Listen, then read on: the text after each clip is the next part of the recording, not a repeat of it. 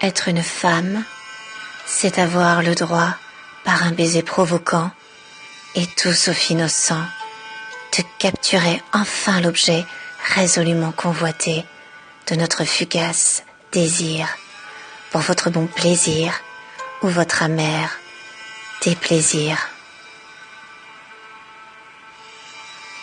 Être une femme, c'est avoir le droit de songer aux fruits défendus en contemplant le menu, sans passer à table et commettre l'inconcevable, mais rêver à l'inavouable. Être une femme, c'est avoir le droit de résister, jouer, charmer, ou se laisser enfin désarmer, séduire, à vous faire défaillir, ou se laisser éconduire, à vous faire fondre de désir. Être une femme, c'est avoir le droit de vous aimer, vous désirer, de vous courtiser, de vous adorer, tout comme le ferait un homme, et de croquer la pomme, à faire rougir toutes les nonnes. Être une femme, c'est avoir le droit de changer de peau, piano piano, au fur et à mesure des mots, tout comme un caméléon, selon la douceur des saisons, la folie des passions, la volupté des édredons. Être une femme, c'est avoir le droit de vous faire l'amour et disparaître au petit jour avec une cruelle audace et sans laisser de traces, sans connaître de disgrâce.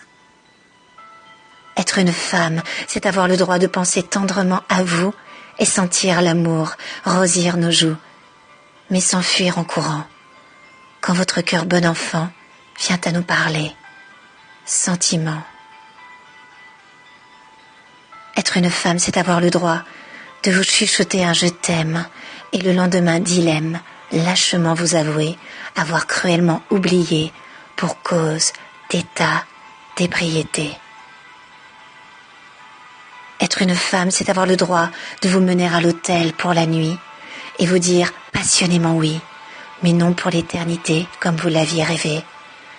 Notre cœur au vôtre menotté à jamais et jeter la clé. Être une femme, c'est avoir le droit, à défaut de disposer d'un utérus, et vous, messieurs, d'un phallus, de jouir des mêmes droits et d'être égaux, vous et moi.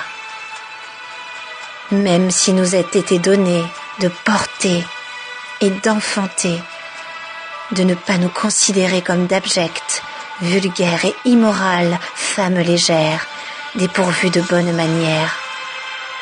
S'il vous plaît, ne jugez pas les faits, mais jugez plutôt selon le cœur et non selon nos confuses ardeurs, quelque peu irrévérencieuses, mais terriblement délicieuses. Car, très chers, vous et moi, peu importe nos émois, malgré nos élans, l'objet de nos plaisirs, de nos mortels désirs, sommes peu différents, car au risque de s'y méprendre, nous avons, tous deux, le cœur tendre.